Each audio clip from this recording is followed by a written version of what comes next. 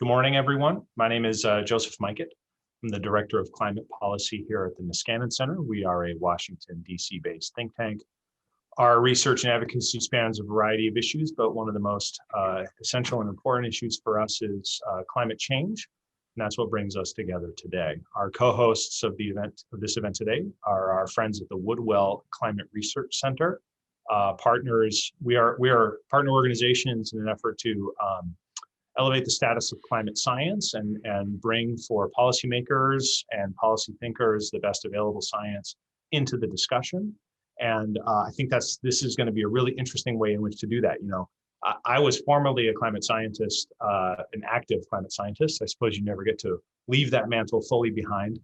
And the conversation around climate science is very interesting to me, how quickly it has progressed, because a few years ago, you know, the conversation was temperatures, or in the popular imagination, climate change is still oftentimes an issue of, forgive me, polar bears or sea level rise. But I think we're at this really interesting inflection point in how policymakers and society in general is treating climate change. As the effects of human-caused climate change start to emerge, as they reveal themselves, as we get a better understanding of them, they become decision critical in ways that we hadn't really.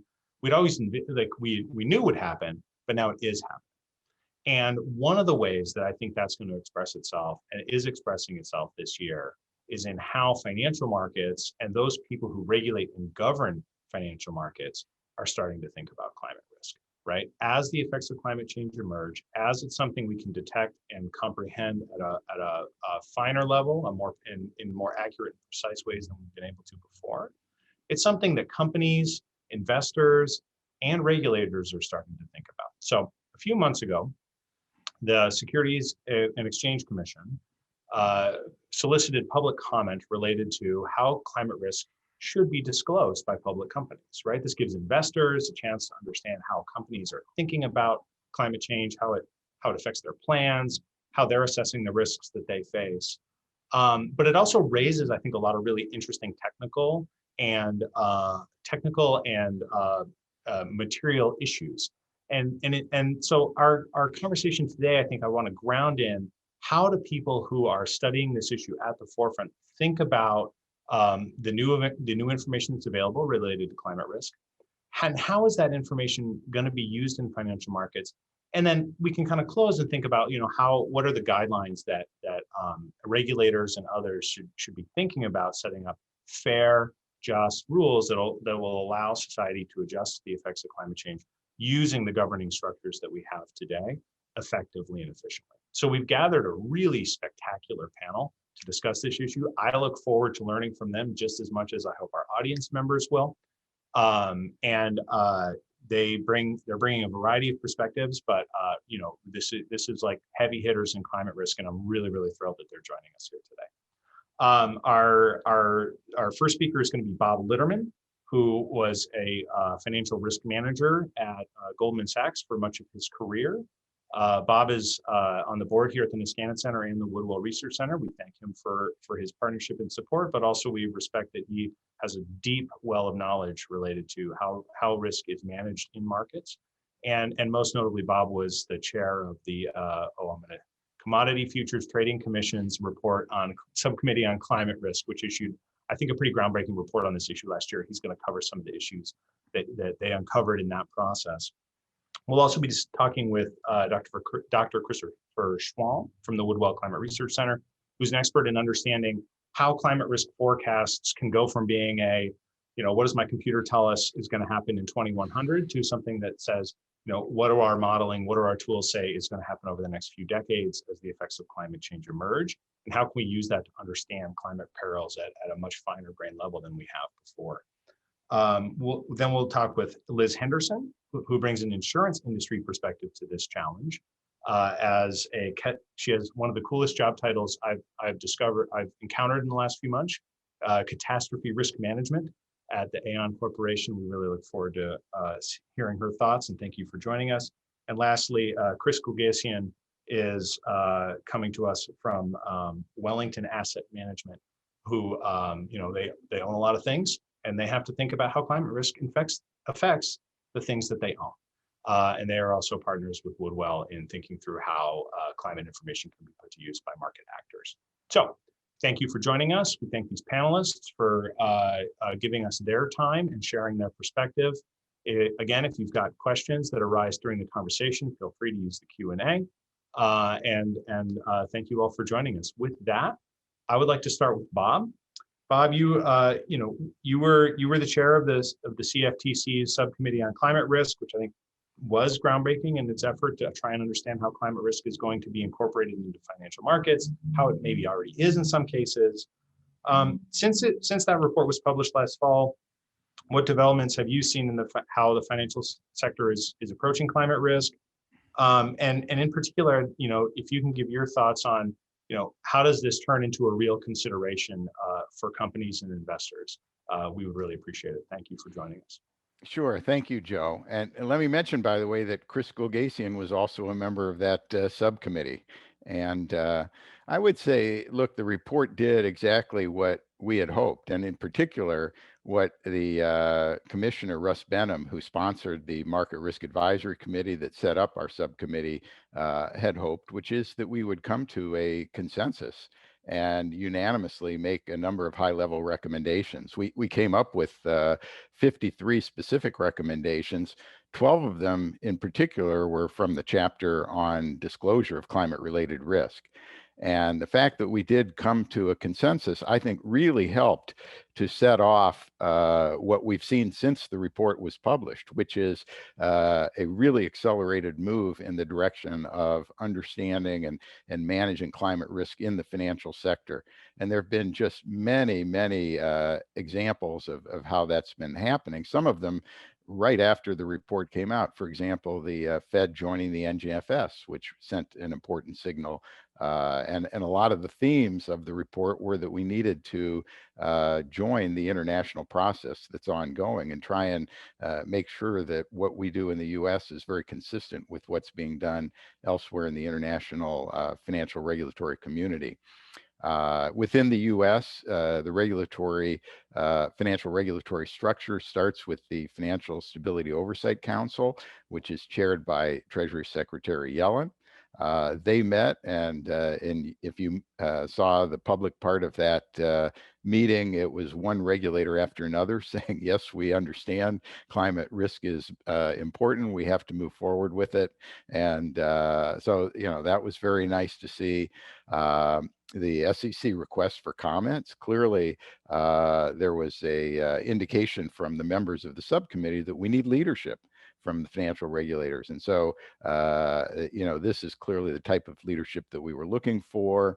One of the issues where we really couldn't solve the problem, and there were very few when we started meeting. I thought there'd be a lot more things that we disagreed on. But for example, what are called financed emissions. That was one where we really had to, I think, say, look, this is something that's going to be addressed. And when it's addressed, that will be the way forward. And shortly after our report came out, the banks came together with PCAF, which is the report on financed emissions. And so a lot of things are just moving forward very quickly now, more quickly than I certainly expected. The Biden administration, with its all of government approach, and Janet Yellen at the Treasury has really been good to see. And it's really become a priority for the government. Now, there's other things that are going on. You saw a couple of weeks ago the shareholder vote putting new directors on the board of Exxon, the court ordering Shell to disclose its Scope 3 emissions and reduce them over time. And the Green Swan Conference a couple of weeks ago, where the NGFS, the IMF, the BIS, and the Bank of France brought together just an amazing group over 3 days to talk about financial risk management in the climate-related financial risk management. So all of that is moving forward very quickly. Financial markets also are forward-looking, and that's very important to understand. And I've been just really pleased to see the financial markets reacting to this new approach very positively. I've been expecting this to be happening, speeding up of the response in the financial markets, and frankly, the transition, which will cause changes in valuations of financial securities. And that's been happening for years now, but it really started to accelerate in the last year or so. In fact, you're seeing just really surprising revaluations upwards of all kinds of companies that are looking forward to a rapid transition, whether it's electric vehicles, batteries, renewables, and so on. This has just been really reflected in the valuations of securities. So all of that is really good. Now, you raised the question about materiality, and I would say if there was one word in the report that you really needed to be underlined 3 times, it's materiality. And what we basically said is we need leadership from financial regulators to tell us, meaning corporations, they're going to have to disclose what is material, particularly in the context of what's going to be decades and decades of increasing impacts from climate change and its impact on financial markets and securities, and in particular the physical impacts. The transition risk, we always talk about transition risks and physical risks, and investors have historically been looking at transition risks as those that are going to happen more quickly. And so those are the ones that many of us in the financial communities have been thinking we've got to get ahead of. Well, a lot of those transition risks, I think, today are built in. If we look at the relative valuation of oil companies versus other companies and so on, I'm not so concerned about the transition risk and rapid changes leading to a financial meltdown. I think, obviously financial regulators have to be worried about such risks in the short run, even if they're not very likely to happen. But it's the physical risks that we know are going to happen and are going to impact the whole society over the next, 5 to 10 decades, I would say, and are going to change really where we're going. And the recognition that we have to move quickly to a low, I won't say low, a zero carbon, net zero by 2050. Everyone now sees that's the direction we're going to go. But the real open question is, how bad are the physical impacts going to be? And the kind of work that's being done at Woodwell, I think, is really key to trying to get ahead of that, prepare for it, mitigate it. And then the other thing I would say is insurance. A lot of these risks by corporations are insurable, and by cities, and we can adapt to this changing climate. And if we do so appropriately, hopefully the impacts won't be so bad. Having said that, the number one recommendation in the report, and I'll just underline it, is that we have to immediately price carbon emissions. Without those incentives, we're not going in the right direction. Now, what is true is financial markets, again, as I said, are forward-looking. I think everyone now expects those incentives to be in place, but the sooner the better, because there is a risk that we cross a tipping point, and that 3 decades down the road, things get out of control. I think that's a very low probability event, but that's what risk management is all about: worrying about the worst case scenario and preparing for it. And that's why we have to move quickly. I'll stop there. Thanks, Joe. Bob, you've already shaken my set of beliefs in how we're dealing with these 2 kinds of climate risk, which I think is actually really important to emphasize and clarify. Climate risk kind of takes 2 forms in financial markets, as far as I understand. There's the risk associated with, how is the global economy going to fuel itself, right? If I ran a big fossil fuel company and I was sitting upon a bunch of reserves that I thought I was going to produce, I might claim those as part of my valuation. In a world that is planning to decarbonize rapidly, depending on where those sat on the production cost curve or the ability of those to be low carbon resources relative to other ones, that valuation might not be correct, right? And that's the sort of the transition risk that you were mentioning. Right. And then the second set of risks is, as the effects of climate change start to reveal themselves more and more, right? How do we go from understanding that as a series of headlines that we read about in the newspaper and scientific papers that are published, to actually getting a quantified and well-vetted, realistic understanding of climate risk that's going to fall on publicly held companies over the next 3 decades. On that matter, our guest, Christopher Schwalm, I think is like one of the leading experts coming out of the Woodwell Climate Research Center on tying sort of what I'm going to loosely phrase as near-term assessments of climate risk and climate peril with financial markets. So Christopher, maybe this is a good time to go to you and try and get your perspective on what these modern techniques allow us to understand from a sort of scientific and technical perspective, how that's different from how climate risk management has been practiced or climate risk assessment has been done in the past. And then, your insights. I know Woodwell has published comments through the SEC process. Your insights on how those tools can be used best in a financial regulatory setting would be great as well. Yeah, and sure. Anything else you've got to share? Great, Joseph. Thank you. Yeah, one very key point to understand here as we think about kind of the current generation of climate model based tools is that very much is focused on the physical risk component. So meaning that the type of climate risk assessments that, for example, the Woodwell Climate Research Center would prosecute do not inform transition risk. They really speak to physical climate risk. But in terms of the palette of risks that we can speak to, it's actually very comprehensive and very holistic. And this starts off with, in some sense, a very basic take as to what the mean tendency is going to become over the near term, but also very much can be scaled up to speak to this world of more extreme extremes, which is very much a first order signature of anticipated warming. And in terms of the difference, the ancestral DNA, you might say, of the climate science community is very much focused on end of century outcomes. In other words, we want to understand what the year 2100 is going to bring. There have been historically lots of good reasons to do that. It's basically a signal to noise problem, meaning that by 2100, under some vague notion of business as usual, which is a way of getting at fossil fuel intensive growth, that the climate change signal is going to crystallize out in a very overt manner.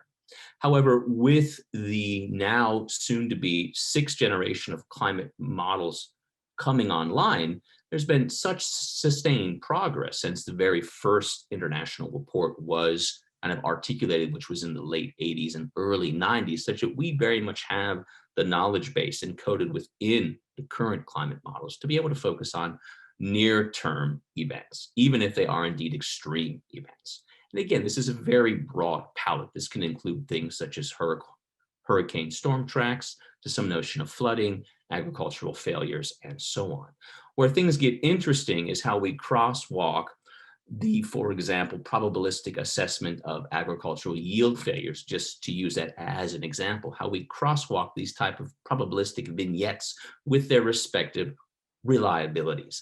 That's where we really need to have a sustained dialogue. And that in some sense brings me to this notion of best practices, because this is very much foundational. This is obviously a somewhat emerging field, this collaboration between the business world and the climate science world. So if I think about best practices there are 3 things that really jump off the page.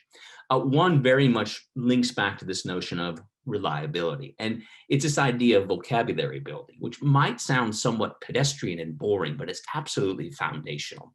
What we've found over and over again is that, historically speaking, the questions that the climate science community answers are not questions that any business leader would ask. It's as if we've been talking past each other. And so the reason why this idea of joint vocabulary building is so foundational is because we need to learn how to speak the exact same language. And this is of course bi-directional. One key direction is really this reliability idea that I had just mentioned. Well, I can, of course, quantify the probability of just about any type of extreme event of interest. Understanding the robustness of this type of insight is, of course, foundational. In terms of the other way, one of the things we have found over and over again in our engagement with business leaders is simply a lack of knowledge as to the edges of the box in terms of what type of insight you can get from a climate model. One of the things that happens with some degree of regularity is to confuse, quote unquote, the fact that a climate model can give you a climate metric out to four decimal places or 8 decimal places, but that isn't necessarily associated with an increase in accuracy, right? So again, there needs to be this very kind of detailed and in-depth conversation. Only when that occurs does this really, quote unquote, live. And we've been very fortunate to work with a handful of corporate partners that have the equivalent of a directorship of climate change research, meaning that there's a high degree of buy-in to really wrestle with the climate risk problem. And this is, again, absolutely crucial for these types of relationships to blossom. The second point that I'd like to bring up in terms of best practices, again, how to make this crosswalk work, is very much in the vein of transparency. So what I mean by that is the science that goes into these types of assessments has to be something that is above board. It has to be a matter of public record. What it cannot be is kind of a black box situation where you really don't have any idea as to how the sausage was made.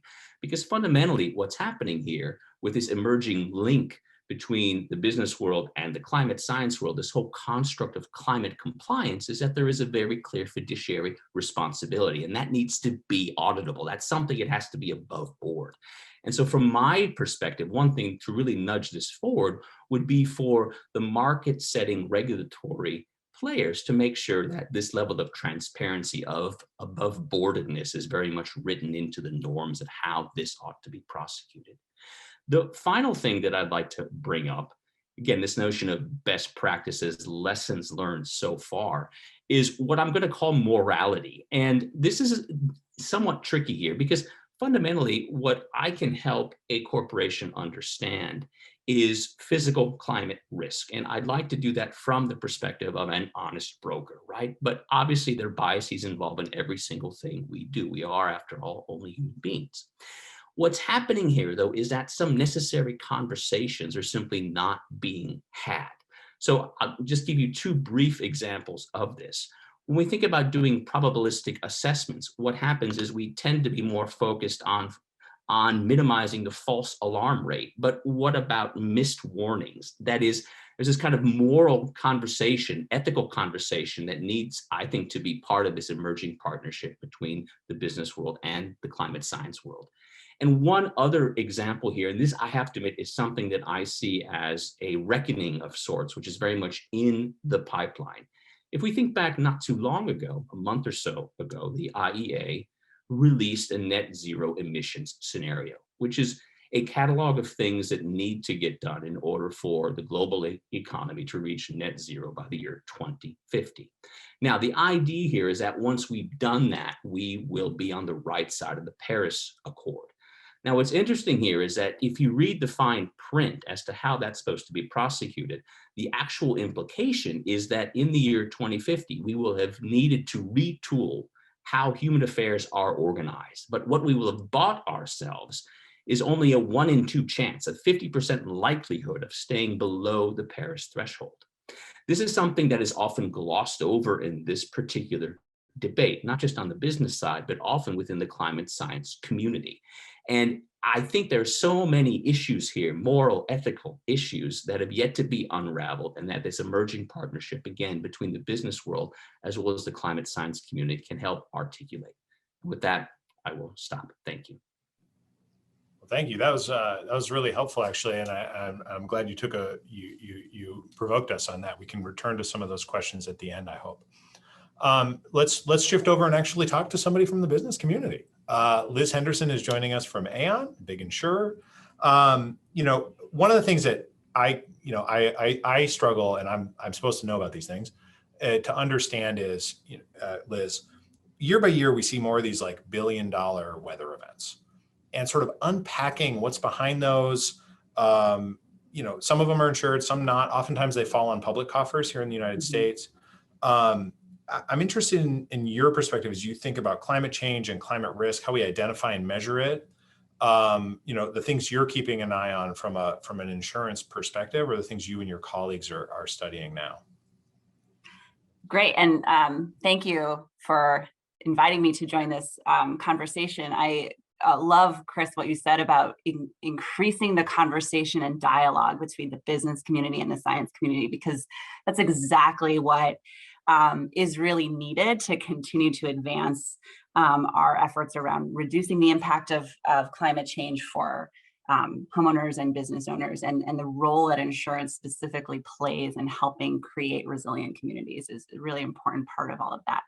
At Aon, we advise our clients every day on how to identify, quantify, mitigate, and transfer their risk, whether we are working directly with insurance companies or other commercial banks, businesses, contractors, et cetera. We really believe that in the insurance industry, we've created a strong language in order to understand risk and risk transfer. And that language is predicated on taking historical data on catastrophe risks, bringing in scientists from the scientific community to help us model and quantify that risk, and then creating a structure around which we can understand the frequency, the severity, and create financial instruments to reduce the risk to individual corporations and communities. But one of the biggest challenges that we're facing right now is that the models that we usually rely on to help us to quantify that risk are dependent largely on historical data. They give us the ability to model hundreds of thousands of different types of catastrophe events against portfolios, but they're predicated on the impact the current climate is having on the frequency of those types of events. And where the market is really challenge right now is to be able to differentiate the near-term climate volatility that's really being driven by climate change and reduce the signal from the noise to say, we know for certainty that climate change is fundamentally changing the models that we have, and we have to then create new inputs and new data that we can use to transfer this risk and understand this risk.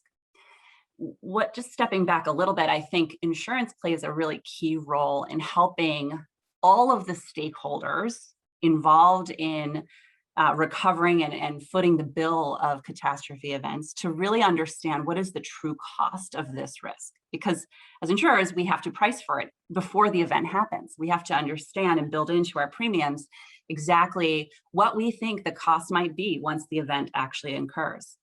So it's really key that we can bring in good tools to help communicate what that cost of risk is to homeowners and businesses as they're purchasing new homes, as they're building new developments, as they're financing their mortgages for those homes. So insurance plays that really key role. And what we're starting to see with climate change and the events of like 2020, where, by the way, in the US, we had $119 billion of economic losses from catastrophes in 2020, and only 62% of those were actually insured by the private insurance sector. So we're really keen to see our share grow in that. Insurance is a key part in resilience and rebuilding of communities, but in order to be able to do that, we have to have the data to help create that financial transaction. So, that we've seen some loss drivers really come into play when we're looking at catastrophe events that insurers pay attention to in the US. And one thing that really often gets glossed over in the climate change conversation is the impact of exposure growth in high-risk areas. So one peril that we're paying attention to closely at the moment is wildfire in California. So wildfire has increased significantly from an insured loss perspective over just the very short period of time from 2017 and 2018, very large events occurring, and has fundamentally changed on the ground how insurers, homeowners, and government entities are thinking about wildfire risk. And one thing that we know and understand is that the changing climate is certainly going to impact the frequency and size of fires as they occur. But one key statistic is that exposure growth in the wildland-urban interface, which is the area of California where structures exist that are intermixed and right up against vegetation that's likely to burn, has increased 62% from the previous decade. So that is a significant amount of growth of exposure in an area that we know historically is prone to burn and prone to have large fires. So bringing that language of risk that insurers have access to when we're looking at how to price policies, bringing that forward and making that more open so that people can understand what their risk is and know it before they decide where to build the house or before they determine the type of materials and structure they want to invest in that's going to help them reduce that risk over or avoid that risk entirely is a really key for our clients at this time. So, we know climate change will impact the fundamental hazard, but we also know that the increase in exposure in high-risk areas is really a key driver of the losses that we're seeing. So, at Aon, we're trying to help our clients really understand that and bring that closer to the ground truth for people when they're at the point of sale of their house or point of deciding where to build their house next year. So thank you for including me, and very interested to see this conversation continue to go. Yeah. Oh my gosh. Thank you for joining us. I mean, we're honored by your presence, and it's really helpful to hear the perspective of market actors as we're thinking about how this stuff's all going to get managed. Let's move quickly to Chris, so we leave plenty of time for questions. We want to give him a chance to share his views. Wellington Asset Management is a very large asset manager here in the U.S. Manages investments and wealth on behalf of, I think, a lot of different kinds of people. Chris, maybe it would be helpful to get a brief introduction to Wellington, and then you've been working with Woodwell to try and build tools to understand how physical risk is manifesting itself on physical assets. What have you learned in that process? Sure. Thanks, Joe. Hi, everybody. And let me just say it was a pleasure to serve under Bob. I think he's really a national treasure, and we should all be super happy and impressed that he represented the country on the CFTC report. It's really well done. And Christopher and I work together almost daily with Woodwell, so got some good contacts here. Just briefly, Wellington's a $1 trillion asset manager with global assets. And we viewed climate risk a few years back as a fiduciary responsibility like any risk. Bob's a risk manager that is, endemic in all investment management is managing the risk. So if climate change is going to impact society and economies, we need to assess it and manage it properly, and thus entered Woodwell, which is to say, let's go find the expertise because we don't have it.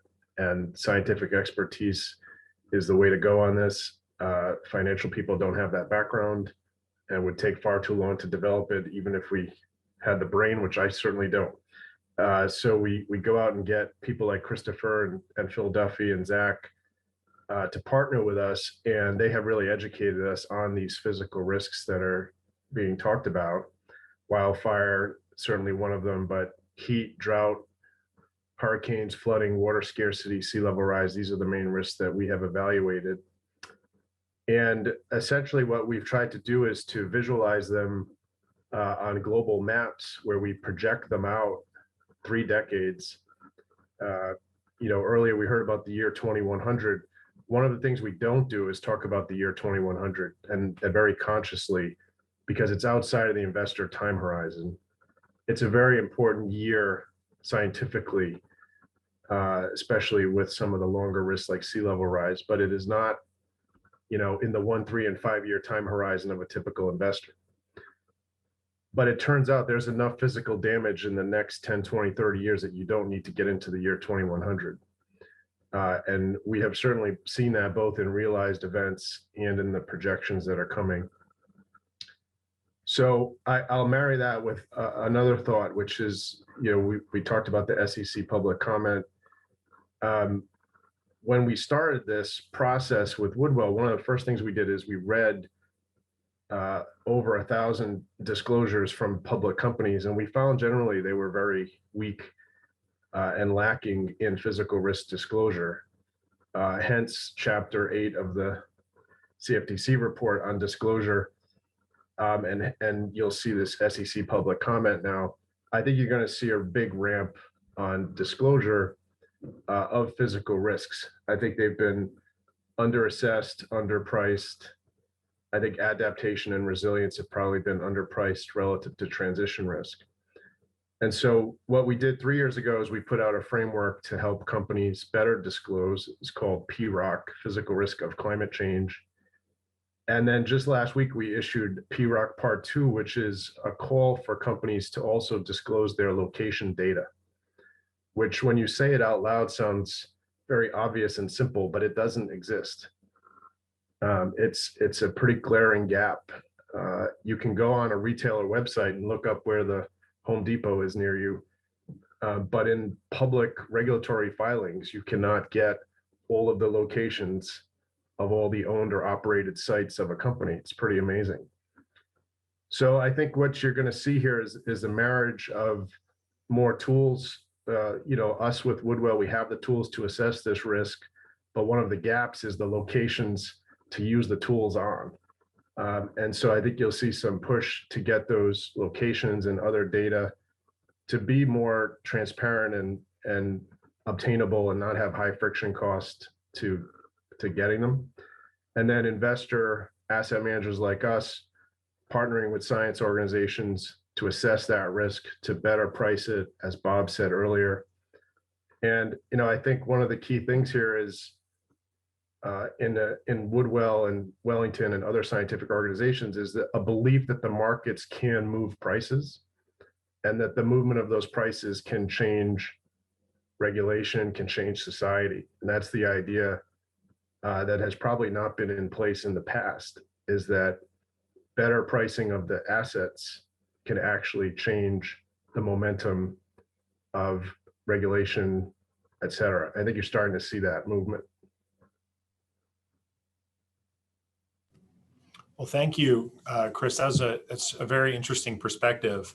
I'll say to our audience, if you've got questions for our panelists, we are going to use up the next 15 minutes of their time. So feel free to use the Q&A function here, but otherwise I'll take moderator prerogative. Both Bob and Chris said something that slightly surprised me. And it was that the transition risk, the sort of, how's energy going to be used in the next 30 years, is not the thing that's really underpriced at the moment, but rather the physical risks associated with the effects of climate change. I don't know that I would have had that as a given. Rather than ask for their re-explanation, I wonder, like Liz, when you think about that from the insurance perspective, is that a surprising statement, or is it something that you feel is actually just kind of underappreciated outside of the world of climate risk management? No, I'm glad you followed up on that, because I did have a similar thought to you, that was a little surprising to me, that transition risk is largely priced into markets. And I think that's because in insurance, we're so comfortable with the physical risk already. I mean, it is our job to try to understand what type of damage a home or a business is going to have in a hurricane or an earthquake or wildfire. We have a lot of models that help us do it. There's gaps in those models. We need to make them more forward-looking, but it's a very comfortable space that we operate in. And the transition risk, it's not like in insurance, it's not quite as robustly modeled. We don't have as many tools to help us understand how transition risk might impact within an underwriting portfolio, where it might change our kind of understanding of the nature of the risk we're exposed to. So I think that's probably builds upon what we've been talking about on this panel, where more communication and transparency around the nature of the risks and more tools to help us quantify them across sectors and between business and academia is really key, because that was a little surprising to me. But I do think it is an area where especially in the last year or so in the US, there's been a massive increase in conversation on climate risk and trying to just understand what is the definition, how do we apply it in our operations, how do we apply it to our underwriting portfolio, how do we apply it to our investment portfolio, and create frameworks to identify and quantify that risk. It'll rapidly improve here in the near term. So that was a great point. Yeah, it's really interesting to me. I'm accustomed to kind of thinking, well, the effects of climate change are still uncertain. They're still revealing themselves. So, I believe the measurements that we get out of, kind of forward-looking economic models or what have you, but we are at a time that is regrettable yet exciting to try and figure out, okay, what do these things actually look at as we start to quantify them much better. Bob or Chris, is that, I'm interested in that concept. I'm happy to hear some further reflections about, why you think that underpricing may be occurring and how the SEC asking companies to start disclosing it, which I think is really just a formalized way of saying like start to actually pay attention, will affect that underpricing in the medium term. When you say underpricing, you mean underpricing of the climate, of the physical risks? Yes. Yeah, I mean, I'm not sure it's underpriced, but I would say, to Liz, it'd be nice if I could buy, hurricane insurance for my home on the Eastern Seaboard 30 years from now. I don't think anyone's pricing that. Maybe the next 2 years, but the next 2 years, the risk isn't that much different than it has been in the last few years. You know what I'm saying? Or now wildfire risk in California has really gone up. I don't know that the risk has gone up, but the ability to get insurance has gone way down. And what we have to worry about in California, I think, is that the state doesn't come in and subsidize that kind of insurance, because that'll just encourage more people to build in those zones. And I think, it's fine if people want to build in a very dangerous area, but they should pay for it. And, they should build the kind of structure and do the things that are necessary. And if we don't send those signals, the incentives that we give to the private sector are so important. And it's not just the insurance, I would say the whole allocation of capital. And if we think about the flow of investments, and this is really one of the hardest things for the financial community to address on its own. We build businesses to make money, to make profits. And I say we, it's asset owners, it's investors, it's entrepreneurs, it's businesses. Everyone looks forward and says, how can I be successful given what I know about the future? And if we have the right incentives, we move in the right direction. If we have the wrong incentives, and if we expect those wrong incentives to be in place, then we're going to move in the wrong direction. And so I would say the most important thing, and this again is right out of the CFTC report, the most important thing we need to do immediately is create the right incentives for the entire economy to move in the right direction toward the net zero economy that we need. And we should have done it 20 years ago. And had we done it 20 years ago, the worst case scenario would not be so bad. But given today and given the uncertainty about the future, risk management is all about the worst case scenario. It's not about what we expect. And boy, there is so much uncertainty today about the worst case scenario. It's been a risk management failure. We absolutely have to change the direction that we're going and do so as soon as possible. Yeah, I actually think that this framework is really helpful. If you follow the climate debate on Twitter, which I don't recommend you do, every time we see these huge damage events, wildfires or hurricanes or what have you, a debate erupts about, it's increased exposure and larger economies. This is the effects of climate change revealing themselves.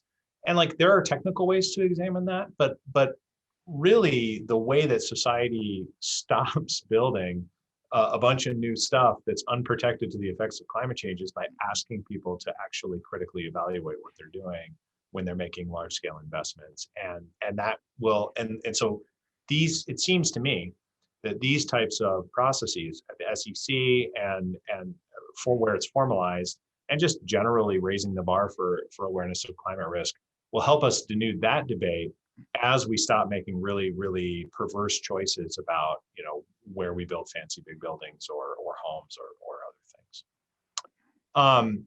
I've got a couple questions coming in. I want to make sure we touch on them, but I had a question for Christopher that relates to these tools. And this is just, out of my curiosity, comes from my curiosity. I know that I've updated my view of what the business as usual is going to be for the 21st century as renewables have gotten less expensive. There are changing demographic and economic patterns in the world. And so, how we determine the range of possible scenarios for climate forecasts becomes really important, right? There's a huge divergence between what's going on today and what would happen in the international energy agencies net zero report. So as a modeler, how do you think about the effect of scenario choice, and how does scenario choice affect evaluations you make over the next 10, 20, 30 years versus evaluations you make over the next 100 or 200 years? Right, sure. So with regards to scenario choice over the near term, which really I think in terms of the conversation we're having is very much where the rubber meets the road, as the saying goes. It is still incredibly useful, if not foundational, to have as your default setting, you might say, what I loosely call business as usual, right? There are semantics around what precisely that means, but in every single scenario catalog that's been produced to inform climate modeling in a future tense, there is typically a high scenario, and by high I mean a very emissions intensive one, which invariably is which is invariably labeled business as usual. And the reason this has been the case historically is that when we look back in time to previous IPCC reports, let's say, humanity tends to track along the high scenario that indeed received the moniker business as usual. This is perhaps a somewhat roundabout way of saying that we're on business as usual until we're not. And right now, when you look at the pledges, the trend lines associated with all of the net zero declarations, either by nation states or by individual firms, one of the things you'll find is that the business end of bending the emissions curve is something that's typically deferred to the next administration, to the next generation. Again, back to my point that we're on business as usual until we no longer are not.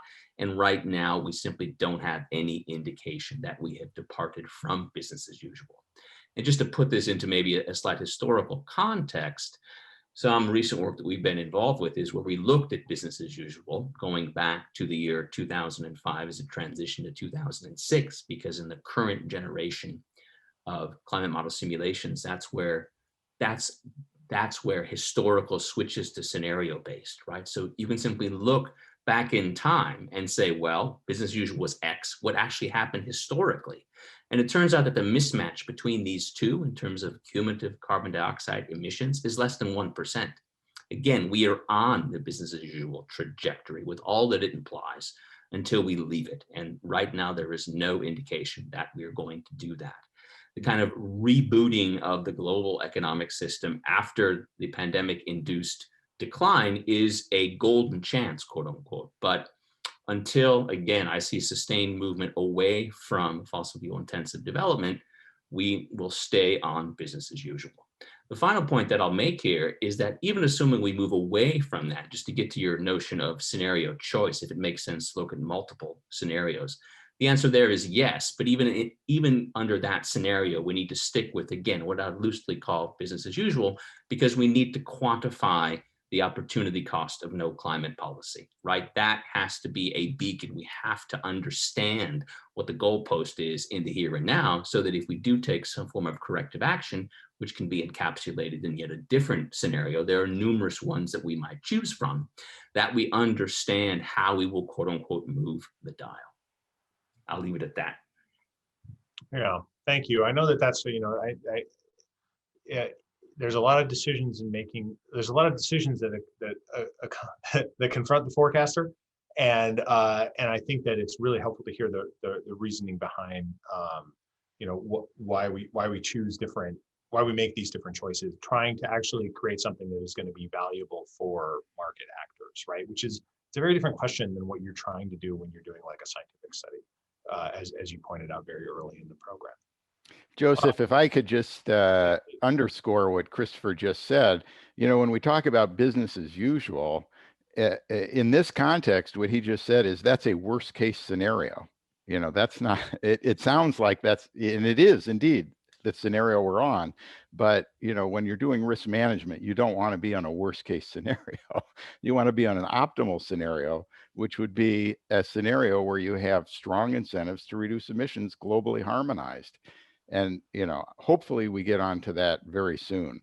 I've been saying for years, we need to slam on the brakes. We haven't done it. And, I totally agree. You got to think about what's going to be the benefit of doing that versus what's going to be the cost. And I think, the benefit is huge relative to the cost. One way to think about it is just the margin here is if we put another ton of CO2 into the atmosphere, we're going to have to pull it out at some point. Very likely we're going to have to pull it out in almost every scenario we can imagine. And that's a very expensive process, many times more expensive than not putting it in the first place. Yeah, I agree with that. We're running up against time. If you've submitted a question, some of them have been really, really interesting and helpful. We'll try to find a way to get some of them answered that we missed. But I think there's a theme here that I'd like each of you to spend a moment addressing, if you would. And that is, there's been a few questions about sort of the dramatic repricing of flood risk. If there are changes to the way FEMA or the National Flood Insurance Program work, or if this information just becomes more available, even sometimes through consumer platforms like Realtor.com, I think is the one that was cited here, that allows you to investigate the flood risk of your home or a home you're considering purchasing. Let's say that the SEC, which I think they probably will, goes about writing a bunch of rules for climate risk disclosure.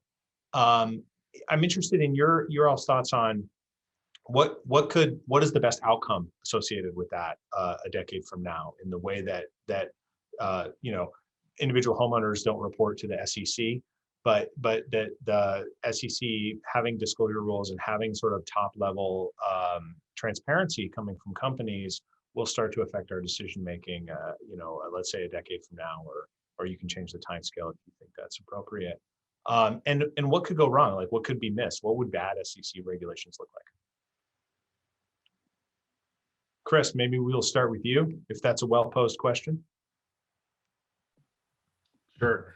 I think the balcony answer to that is, if it's viewed as an enterprise risk, then it will get all of the necessary reporting that enterprise risks require. And that's what we need. It is an enterprise risk. So if you think about cybersecurity or compliance or IT or legal or any of the other classic enterprise risks that companies have, they invest in assessing those risks and reporting them to their stakeholders. That has not yet happened with respect to climate. If the disclosure requirements end up in a place where this is an enterprise risk and all that comes with that, then the markets will be in much better position to assess those risks by company. That could include, board representation, where somebody on the board has to have the responsibility of being the quote climate person. It's going to require a lot of either hiring or, including consultants and scientific organizations to help companies assess the climate risk. You can't conjure this stuff out of thin air. There's a lot of technical expertise needed. So whatever the disclosures come, if they at a high level end up in that direction, we will be in better shape. Excellent. Liz, do you have closing thoughts in that direction? Sure. Yeah, I think if I were looking back 10 years from now and just reflecting on what were some positive outcomes from this effort, one thing that I think would be really valuable is to make sure that every individual and business owner and company is understanding the risk they're exposed to, the actual cost of that risk, and have a clear or a wide set of tools at their disposal to reduce, avoid, and transfer that risk. So, I think a great example is if you're thinking about wildfire risk in the future, as somebody who lives in a high-risk area, you may have a good report of what is the risk you're exposed to. What kind of investment can I make into my home to reduce the likelihood it'll ignite and burn down? How much do those investments cost, and what's the quantification of the benefit that I will have if I make that in terms of reduced loss or avoided loss? So I think that would be a really positive outcome. And in order to achieve that, we have to create some transparency around the cost of risk and make that available widely to insurers, companies, investors in the ecosystem, and homeowners as well. Excellent. Thank you. Christopher. Yeah, one thing that I would like to see, if I could move ahead 10 years and then look back, would be a better integration between where I sit and where business entities sit. The climate science community over the past, I would argue, 30 years has been involved in a very slow pivot to become more quote unquote operationalized. What I mean by that is more like a weather service in terms of resources, in terms of mindsets. And that's been a very hard slog based on a whole host of cultural factors that I don't really want to get into at this point in time, as I think it'll somewhat derail the conversation.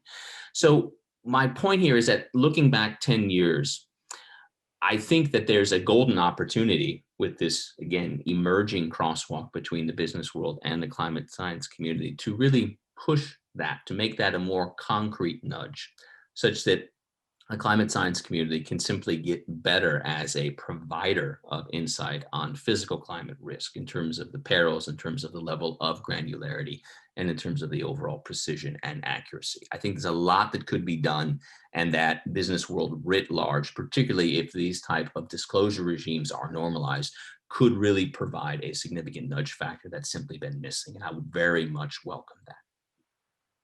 Yeah, nothing. Yeah. A little bit of market demand does wonders, doesn't it, Bob?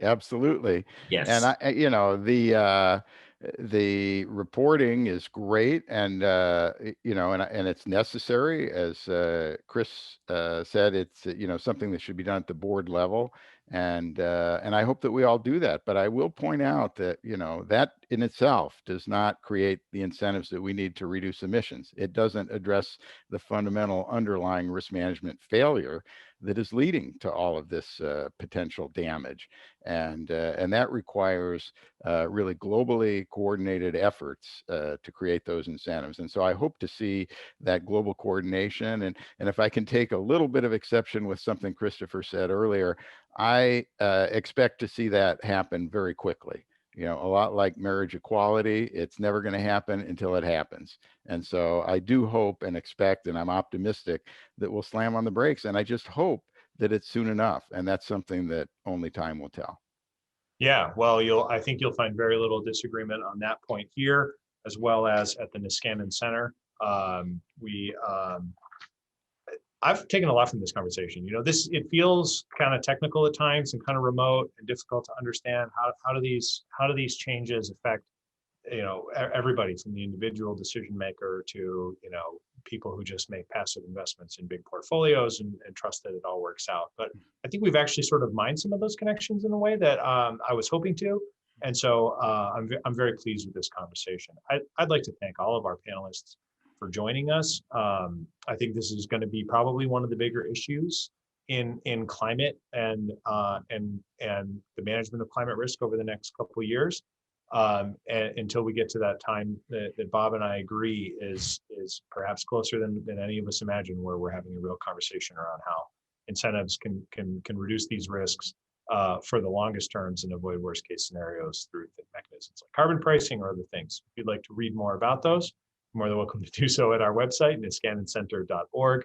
And we thank our partners at the Woodwell Climate Research Center for all of their hard work on this issue and for joining with us trying to understand these issues in a more rigorous way and bring really legitimate climate science to decision makers. Thank you all. With that, we close, and I wish you a happy Monday. Thank you. Thanks all. Thanks, everyone.